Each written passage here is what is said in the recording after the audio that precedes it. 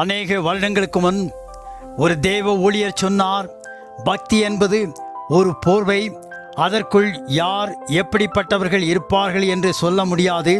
ஆனாலும் இயேசு சொன்னார், அவருடைய கனிகளினால நீங்கள் அவர்களை அறிந்து கொள்ளலாம். வேதம் மேலும் சொல்லுகிறது, கடைசி நாட்களிலே கொடிய காலங்கள் வருமென்று அறிவாயாக.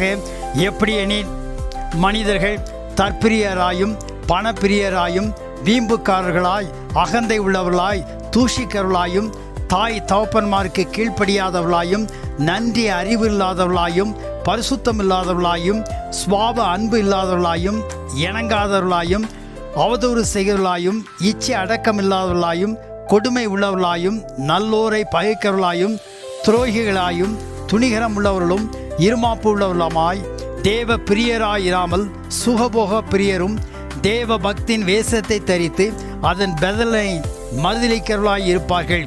இப்படிப்பட்டவர்களை நீ விட்டு விலகி பாவங்களால் நிறைந்து பற்பல இச்சைகளினால் இழுப்புண்டு எப்போதும் கற்றாலும் ஒருபோதும் சத்தியத்தை அறிந்து உணராத இருக்கிறவர்களுடைய பெண் பிள்ளைகளுடைய வீடுகளில் இப்படிப்பட்டவர்கள் நுழைந்து அவர்களை வசப்படுத்தி கொள்கிறார்கள். இருவர் மோசேக்கு எதிர்த்து நின்றது போல இவர்களும் சத்தியத்துக்கு எதிர்த்து நிற்கிறார்கள். இவர்கள் துர்ப்புத்தி உள்ள மனிதர்கள், விசுவாச விஷயத்தில் பரீட்சைக்கு நில்லாதவர்கள். ஆனாலும் இவர்கள் அதிகமாய் பலப்படுவதில்லை. அவ்விருவருடைய மதிகேடு எல்லாருக்கும் வெளிப்பட்டது போல இவருடைய மதிகேடும் வெளிப்படும். ஆகவே நாம் ஜாக்கிரதையாய் விழிப்புள்ளவர்களாய் இருக்க ஆண்டவர் நமக்கு கிருபை செய்வாராக. ஆமென்.